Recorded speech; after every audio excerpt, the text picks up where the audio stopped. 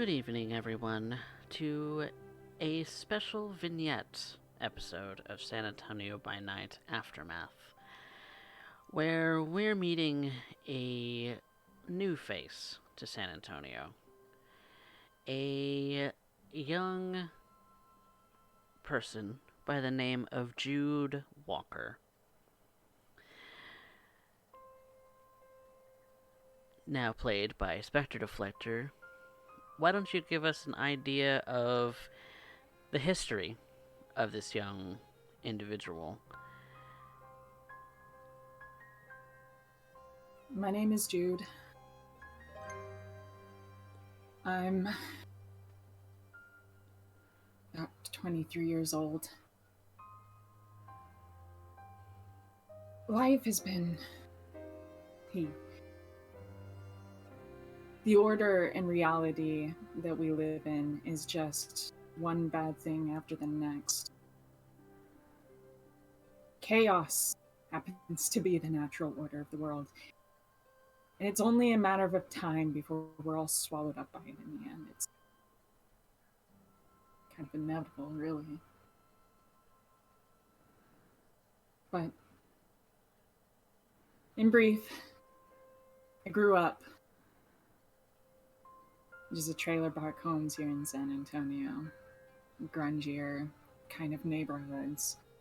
And people keep dogs on chains outside all times of the year, and it's not unusual to hear a break-in or gunshots in just the next door neighbor. Heat is unbearable. Luckily, it's getting closer to winter now. That in mind, growing up in the trailer park homes, pretty much fend for yourself. At least that's how my mom let it be. She was very invested in partners and, well, frankly, drugs, getting junked up. Leaving me to take care of my little brother, Noah. I raised him. And honestly, he's the center of my world. He's my light. And all I got. But despite everything, we managed to get out. I grew up, got some jobs, started taking some riskier business. Managed to set us up in a nice little apartment building far away from where we grew up, other side of the city. And I was able to help him get everything set up with his scholarship and funding and doing everything I can to make sure that he got to have the future, the experience, the life. I already know I'm too late to live.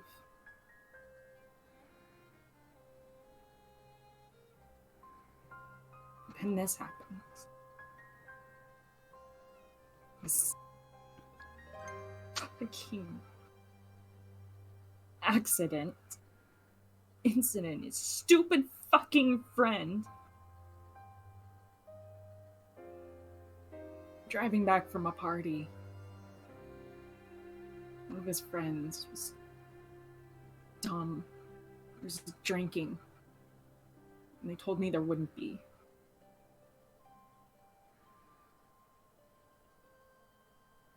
No one's in the hospital now. I'm just out here waiting for him, hoping he's going to be okay. Praying. We don't know yet. Doctors won't fucking tell me anything. No nurses will let me know.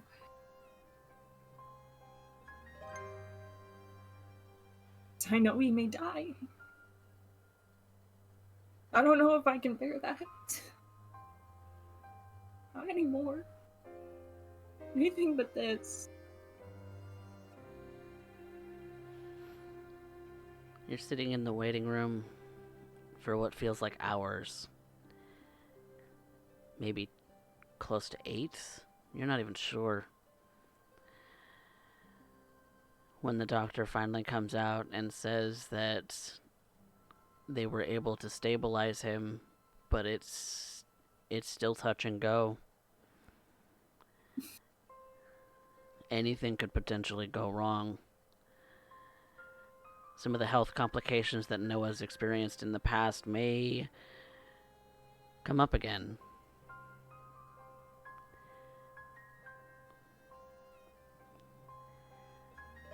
He's pretty banged up. Broken legs, broken arms, several cracked ribs, broken ribs. Spine broken at the base of his neck. Not even sure he's gonna walk.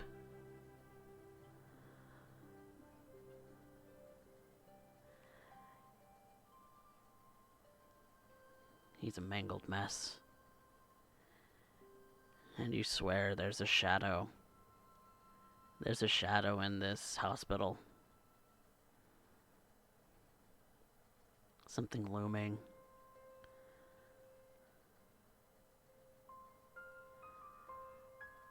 Did you ever put much stock in faith, Jude?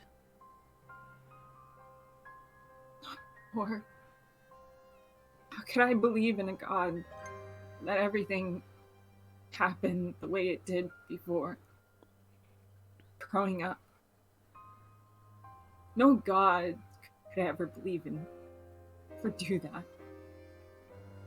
If it does exist, it's a cruel one.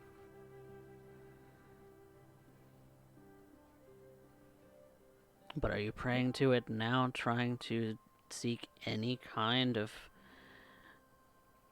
hope? Praying to anything right now. God, Allah, fucking Buddha, I don't care.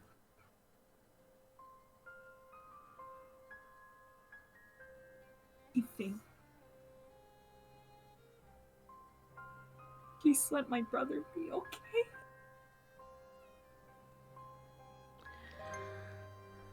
The doctors finally lead you to the recovery room where they say that you could see him briefly, but he really should rest. He's not conscious.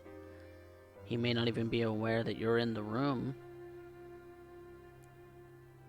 but he's alive.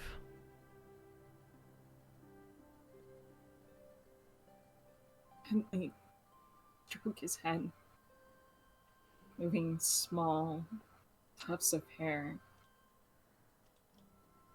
out from his forehead,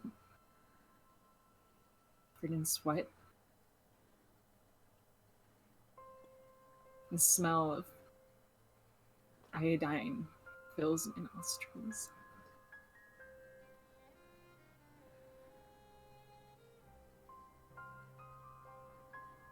Hang in there, little guy.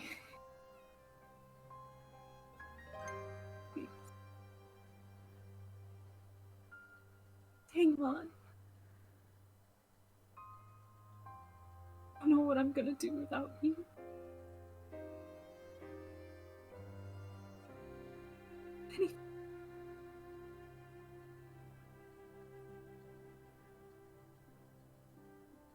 And it's almost as if the room goes a little darker.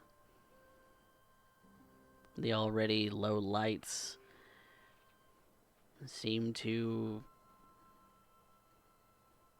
dim further. You begin to wonder what's happening.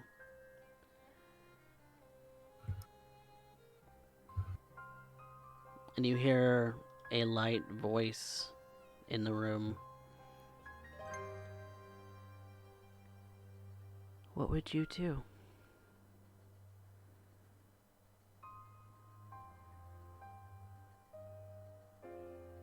I'd do anything. Truly? Anything. Anything? means everything to me. Don't have anything without Noah. I look over where the voice is. Try to see if I can find it. The lights are on, but it feels like they're off. Everything is just dark. My vision's clouded. I rub my eyes. And you see a delicate face that seems to be draped in shadow.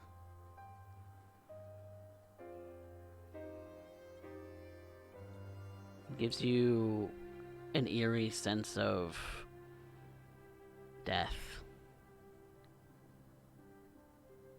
void, those black eyes. Lean over in the bed, putting my hands on the bars that hold Noah inside. I look at it. What are you? Who are you? You're not a nurse. What are you doing here? I've come to claim him.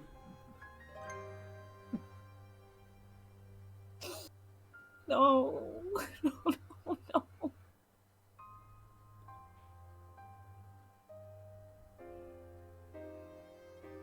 You can't. You can't. You can't. It's my job, Jude.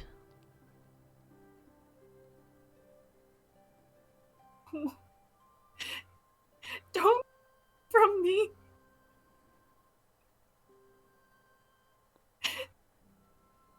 Would you take his place?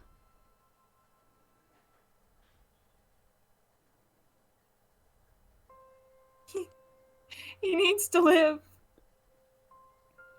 He needs to live. What's the difference?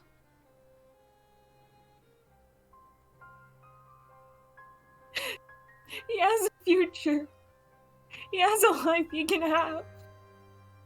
I never got it, and I don't have anything without him.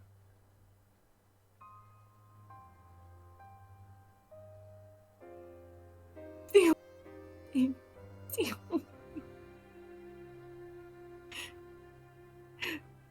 You have to go. Take me instead.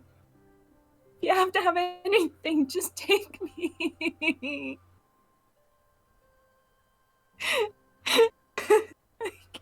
I can't bear to lose him. I can't live without him, please. You see that this shadowy figure moves closer to you.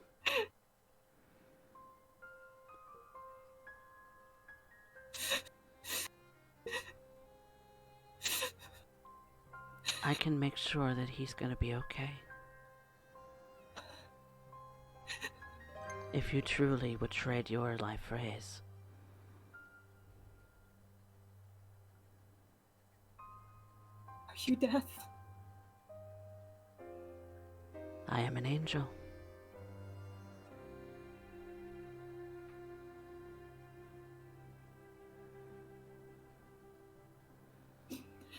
Look at Noah. Face dark, sullen. His eyes sunken in. But he looks so gone. I gently place my hand on his cheek and look back. The shadows seem to wrap around. They're tendrilled. And I feel cold.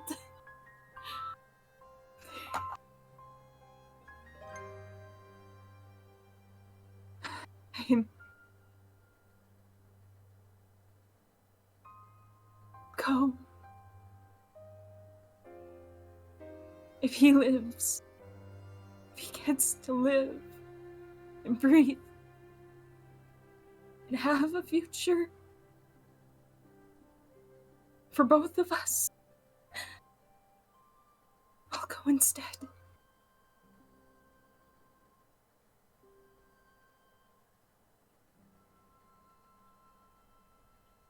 I move around the bed.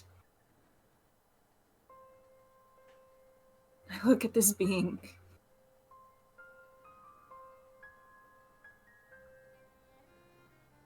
I don't know any kind of angel that is wrapped in shadow.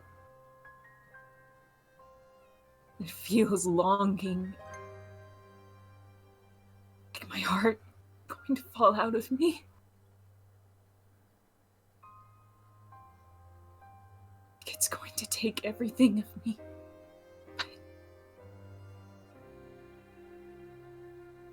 Noah, my baby brother.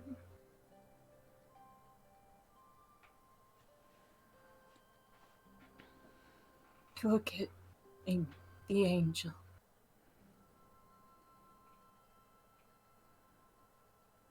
And I close my eyes.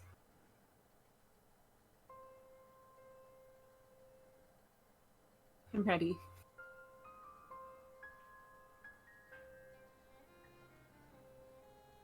Then follow me. And as if your legs seem to walk on their own, she takes your hand and she leads you out of the room.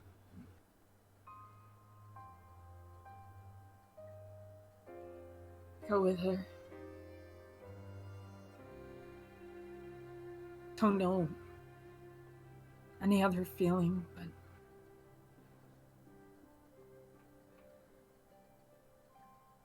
see a figure in all of it.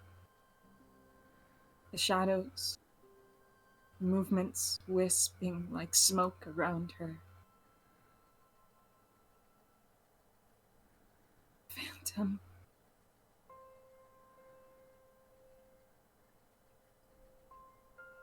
Staring at her back, I feel like I'm gonna fall in.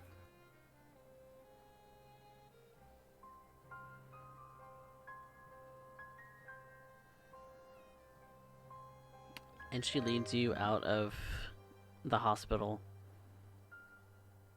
You're walking as almost if you're in a daze, but you can't help but be compelled to walk behind her. And when you finally stop and she looks you in the eyes once more, those black eyes, she's taking you into a secluded area. You're not entirely sure where 100% that you are, but it is dark. Pitch is black. But those eyes seem to pierce out of the darkness, and as if she's taken full form for the first time, you see a woman fully dressed in black. Black hair cascading down her shoulders, and a tattoo in the middle of her forehead.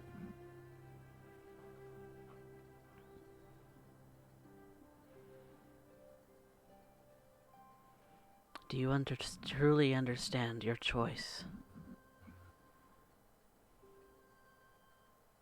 I'm going to die, right? That's what's going to happen. You have chosen to take his place. He is a gifted young man.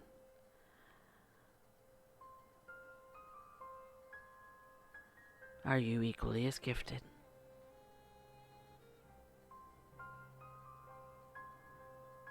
I am my mother's child. And all the same. Regardless, anything it has taken to survive to this point, Even if I'm not as gifted as him, I will be, if that's what it means.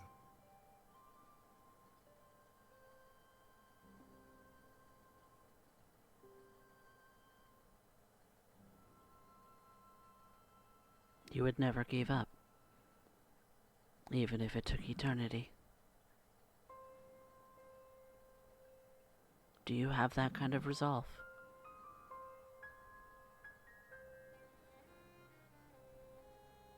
I'd go through hell. And have gone through it. You don't know hell.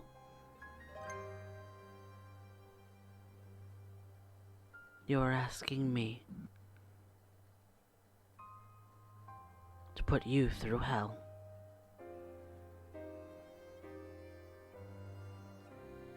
If that's what it takes.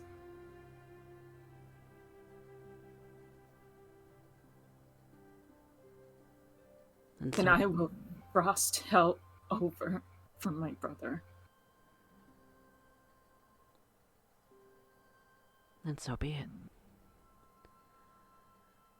And she reaches her arms out as if she's beckoning you to embrace her.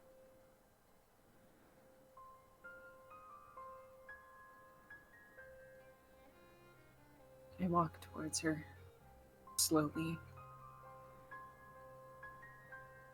As a thought crosses my mind for a moment. Am I going to hell? Has it always existed? Well, because it doesn't matter. She wraps her arms around you as you approach, and pulling aside the shirt at your neck, you feel a piercing pain on the side of your neck. But then it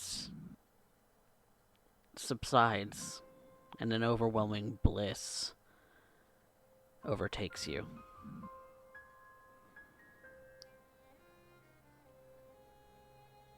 To the point that you start to feel dizzy. You start to panic a little against her embrace, but you realize it's a deathly grip.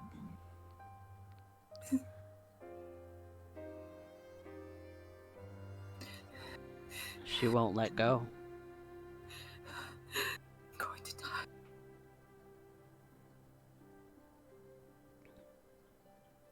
Your vision fades.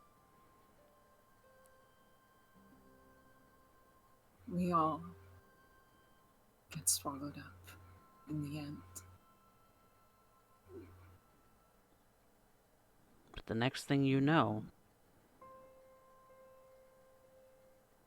your eyes dart open and a wrist is in your mouth, your own teeth piercing that flesh, and it's delicious.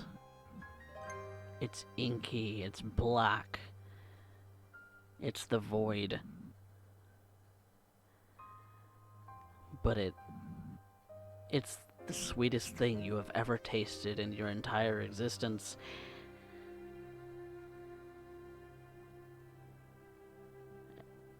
And when you're released,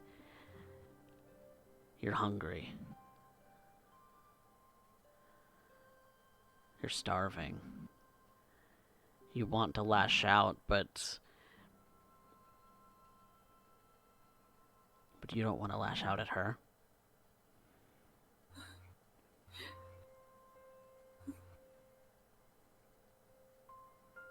I'm thirsty.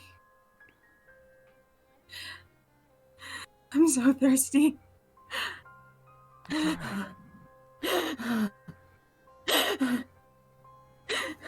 I'm so thirsty. What's happened? What happens to me?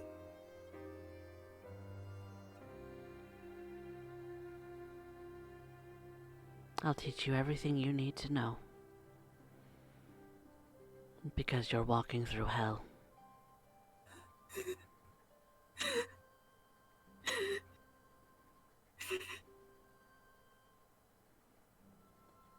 Come.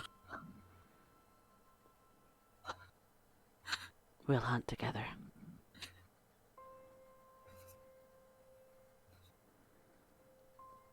And she takes you by the hand. The corner of your mouth still dripping with what the last little bits of the inky black that you tasted before. Your tongue laps at every last little bit that's in the corner of your mouth until there's no flavor left, as if your lip is going to be raw.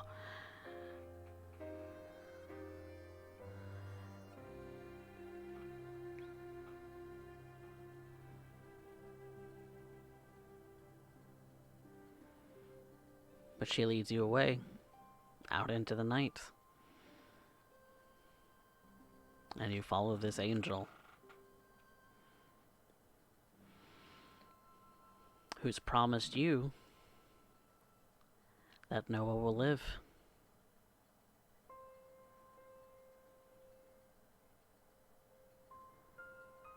At the cost of you.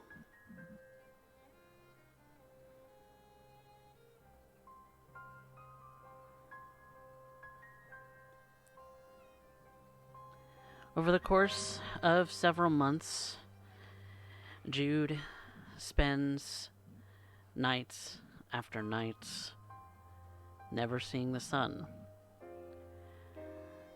wondering what happened to them, wondering so many things.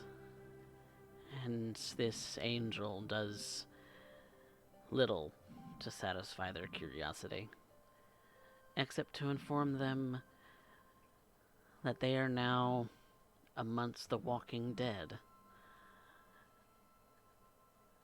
That their existence is now hers.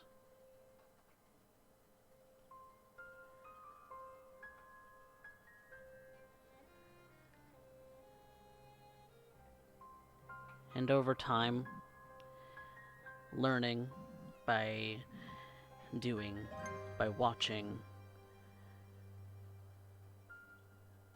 by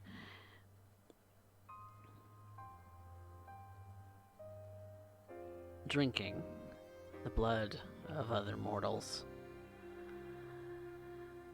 you are satisfied.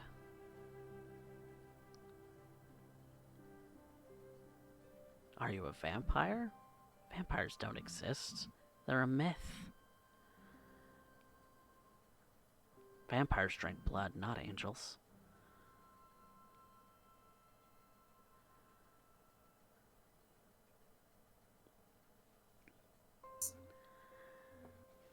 Absolutely unbelievable.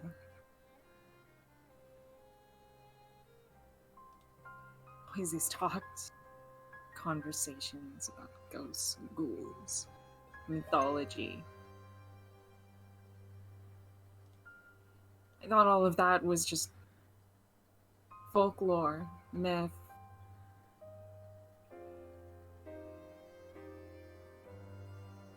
I can feel it. I don't have a heartbeat. I haven't had one this entire time. Instead, you have an insatiable yearning for destruction, for hunger, for anger. You're easily more provoked. The slightest slight against you seems to put your mind in a place where you want to destroy the person who slighted you, and even though it might be something petty.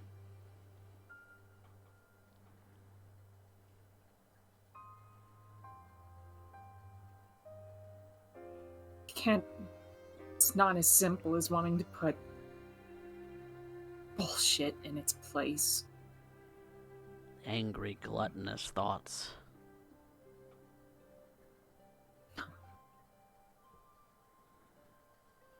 It's like when I'm set off, I just want to take everything from them.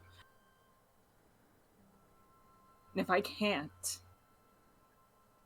then destroy it. Burn it all. I don't want to be cruel.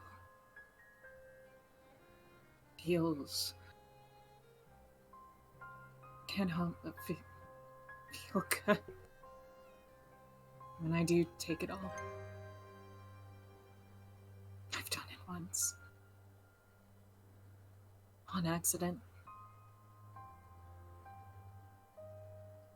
Angel just stared.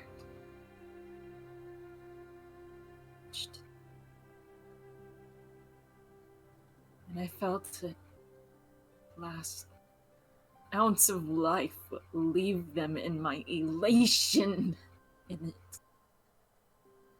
Like everything was screaming, like 1,000 sirens constantly going off in my head. Break it, break it, break it, just vanish.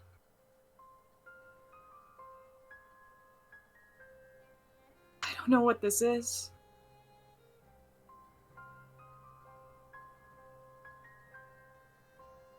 I'm terrified of it, really.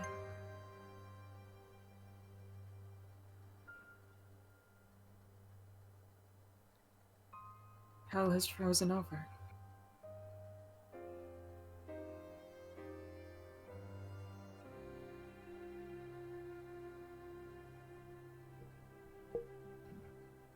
I won't. Make sure, though, it stays that way. More than anything.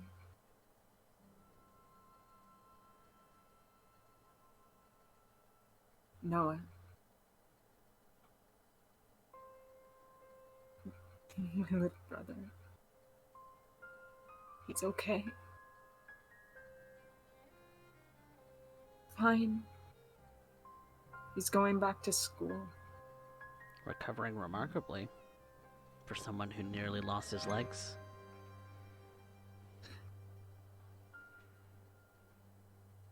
It's as if no damage was actually done.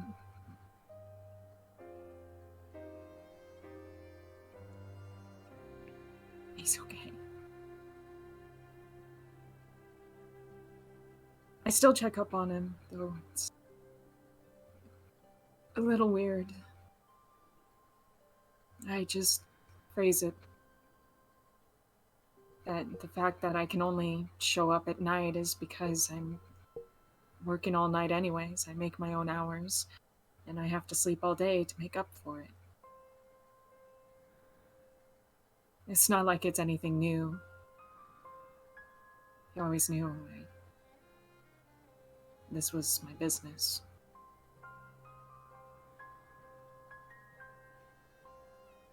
I don't think I'm ever gonna tell him how it's changed. Angel has expressed to you that you're much like her, but your existence must remain a secret. How you exist must remain a secret.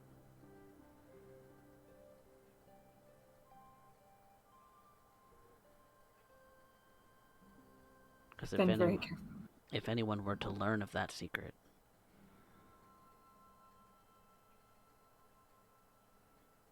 then it would ruin everything. And Noah would suffer the consequences.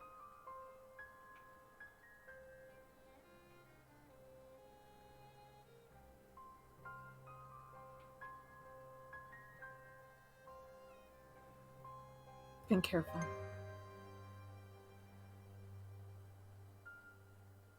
She's mentioned before that maybe someday might also be like what she is entirely. The way she just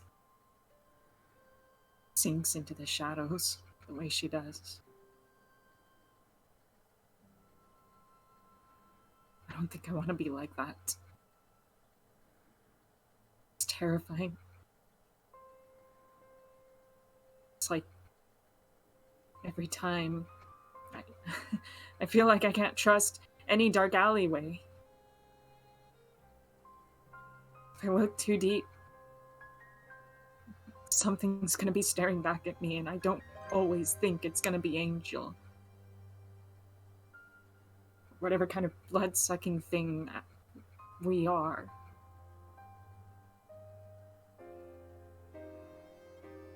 It feels ancient.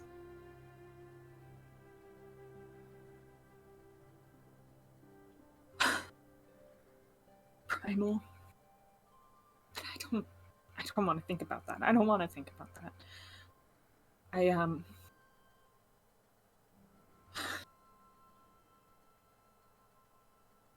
I just have to focus taking care of myself, taking care of no one.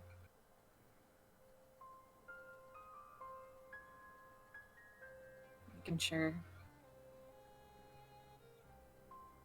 my best friend Star, she's been really on top of things. She's been helping us through this so much. My ex-coworker, but from when I was in the stripping business.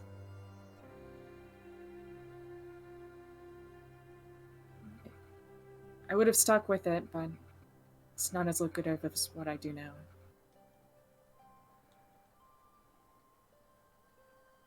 What is lucrative? It's just making sure she doesn't get into trouble.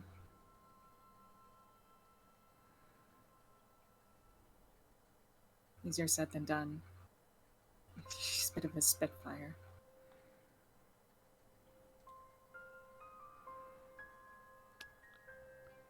On this particular night, Monday, December 7th of 2020, you're hanging out at her place of business, and Star has just finished a set of her own.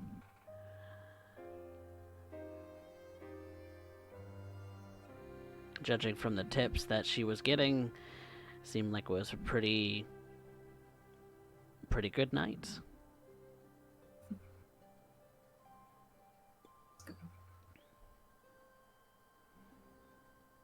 Dropping by mostly to check in on her. See everything's alright. She texted me earlier.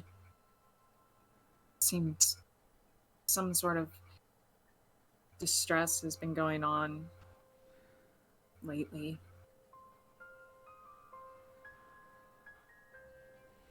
I go to check in with the waitress and have her see me to the back. Semi-regular that I'm able to go through. I did a show or two here once before, when I was alive. But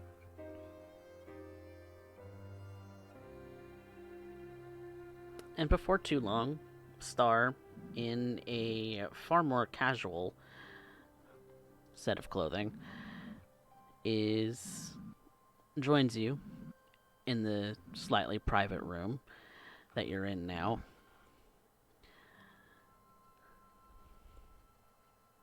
Hey, Sweet Pea. hey, Star. How's it going? How are you tonight? I'm alright. It's been busy. Oh yeah? No one's been too handsy, have they? No, it's actually very chill and very busy for a Monday evening, and I'm not sure how to take it. I'm glad. Because you know if they do, I will cut them. You're a little spitfire. You're not? Nah. Not like you. You've always been tenacious. I like that. Thanks. I love you. The girl.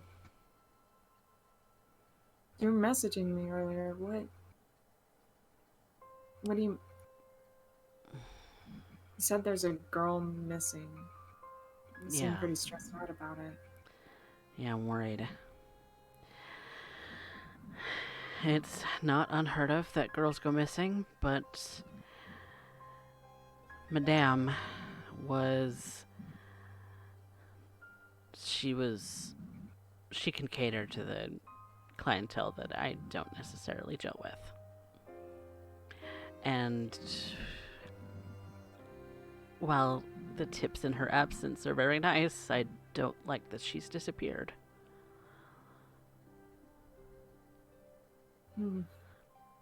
I can understand that. I mean, she was my friend. Yeah. Do you think... Oh, I hope nothing's happened to her. Have you had any customers that have been particularly harassing, or No. just been... There's the occasional weird guy that, but that's normal. Does she have anyone that she was regularly talking with lately? Before everything... Or she just went up in smoke? Just poof. Out of nowhere. Just no call, no show.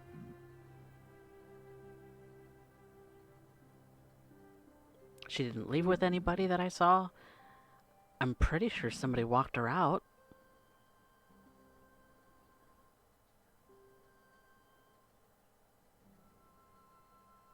Has management been particular about it? Have they mentioned anything, like a resignation or... No. Like nothing like that. Even Ava's worried. You know Ava from the top floor? Yeah, I know her. She doesn't come down very much, but she seems worried too.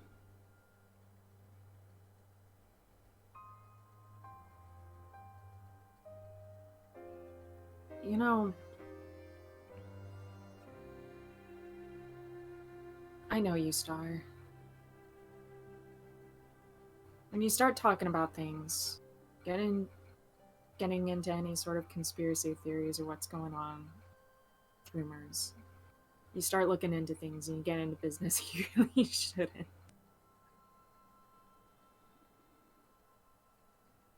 She kind of just looks around the room innocently as if she's trying to feign her innocence.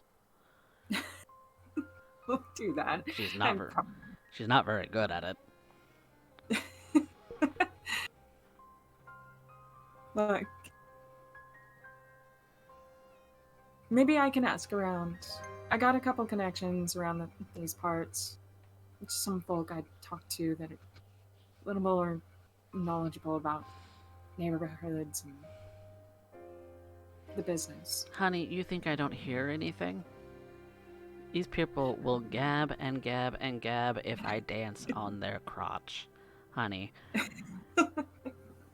They'll talk as if I'm not even in the room. I know. I know. Rather than... I'm just worried. If someone just goes missing like that, you always know that's bad news, and I just really... Always bad news. I'm just really concerned that if you go digging into it any further, that it might catch on to you, whatever it is. And I'm... Girl, I love you. I love you too. Jesus, you sound like I'm gonna get myself, offed or something. The world is scary. Hell, I told you about where I grew up. I had to, Yeah. take out my knife just walking home. Jesus. And you think I didn't?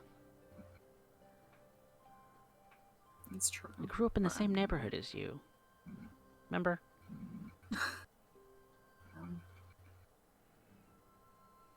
Thank God we're out of it. Out of the frying pan and into the fire. Kind of. I like to think like we're boiling frogs. Not really out of the frying pan. I guess. Weirdo. Heat. San Antonio heat just keeps going up, and we're slowly toasting brain simmer.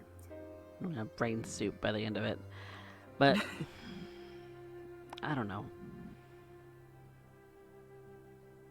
You think you can do more looking into it than me? I think I have some ideas where I can start. Maybe I can gather more information than you. Consider it a competition then. Oh no. No, no, no, no, no, no, no, no, no, no. You leave it to me. Jude. Star. Look, you're pretty, you are gorgeous, you are a wonderful and talented individual. But at the same time, if you get into a fist fight, that's your income for like a month if you happen to get hurt.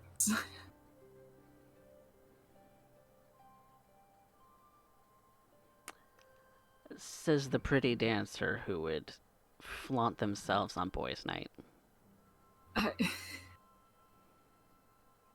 That's old news. Look, I'm a professional. I maintain professionality. I have a functioning business. Uh-huh. I have a website, and Kudos. Yep. You know, that being said, I have far more leeway to get away with things than you on this. You're contractually obligated to be here, or something like that, aren't you? I mean, Look. it's a job. I guess if you mean that is contractual. I guess. Just, I'm worried about you getting hurt. I'm really worried about it. 1,000 times over, I would rather risk that with myself than ever risk you. I can promise you this. You're so self-sacrificing. I don't... You need to take some time for yourself every now and again. I do. Be selfish sometimes. I do. You know what? I had a self-care night like 2 or 3 nights ago. I had the face mask. I did my hair, my nails, all of that. Everything was looking great. And it shows. Do it again. No. I will. Okay. But let me take care of this business. I'll see if I can find something. Okay? Fine. I'll leave it alone for a month. Challenge accepted. New Year's week. I'm going looking for myself if you don't find anything. Oh, I will. I can guarantee I will. You said it yourself. I know how to get around. And you never give up. I do not.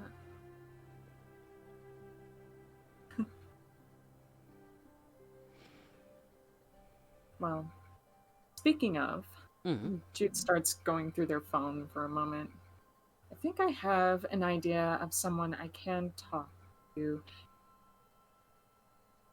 Does that one Ginger still work here? Does she still come by? Who? I We think get her name several. was... It's true. The really pretty one. V. Like, Violet? yeah. She doesn't work here. She occasionally stops by. Oh, She's God. VIP. She goes top floor, remember? Yeah. God, I thought she worked here because of that meeting Ava that one time. Oh, that was... Is Ava always that intimidating? Yes. Oh. Gosh. Okay. Well, I do. Where does it Valentine or Violet work? So I'm looking through, and I don't have her number or anything like that. I do. Oh, what is it called, even?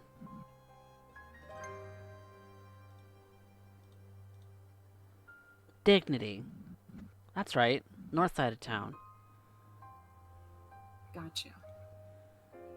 Fairly certain she's mentioned it before, in passing. You know, eyes and ears. That's right. Okay. I think I'm gonna go see if I can talk with her for a moment. Dignity's not my scene. I don't know that it's your scene either. What do you mean by that? It's a bondage club.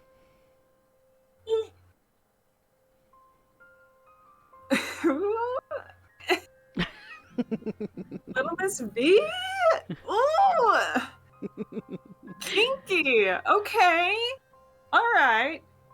Okay. Whew. I'm gonna have to... Probably just gonna have to, like, channel all my efforts here to maintain my blood pressure. Mm-hmm. Do I even look like someone who'd go to a club like... I don't. No. Jude is just wearing, like... You're a blue-haired... You're a redhead who's dyed their hair blue and has massive amounts of freckles. Jude just has, like... In casual clothing. A long-sleeve shirt with... That's just a plain cotton shirt with, like, another plaid button-up wrapped around their waist to handle the club heat, and jeans, not even ripped. Plain as hell. Clearly Straight out thrifted. of the 90s. Just thrifted, never worn anything nice in their lives.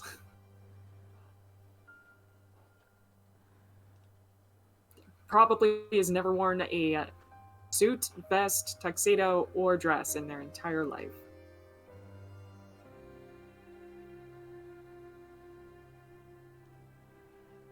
Well, so you're gonna head to Dignity, or are you just gonna call out or something? I think it's better if I head there.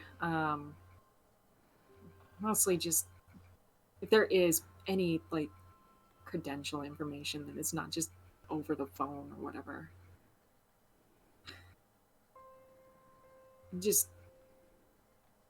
I'm hoping everything turned out okay. And that I'm safe. It's so scary. Yeah, it is. Yeah, it is. Well, I wish you luck. Thank you. You be safe getting home. Watch your back. Always. Always. Excellent. And, Jude will give the ritualistic hug that occurs. The regular hug that the two do, and then makes their way out and heads over to Club Dignity. And I believe that is where we're going to conclude this vignette, in which Jude Walker, upon talking with Miss Violet Rousing at Club Dignity, finds out about the iconoclasts and their search for Madame and Urian Doyle. Thank you all so much for coming along with us on this little adventure with Jude Walker. I hope to see you tomorrow for the regularly broadcasted episode 8 of San Antonio by Night Aftermath. In the meantime, from those of us in the Alamo City, we bid you good night. Good night.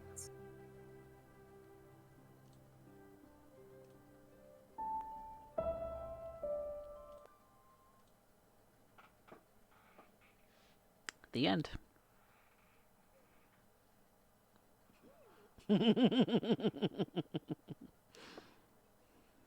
Oh, I love him. Them. They are a flat-chested boy, yes. B-O-I. Okay. So they catered to boys' night. Yep. Mm-hmm.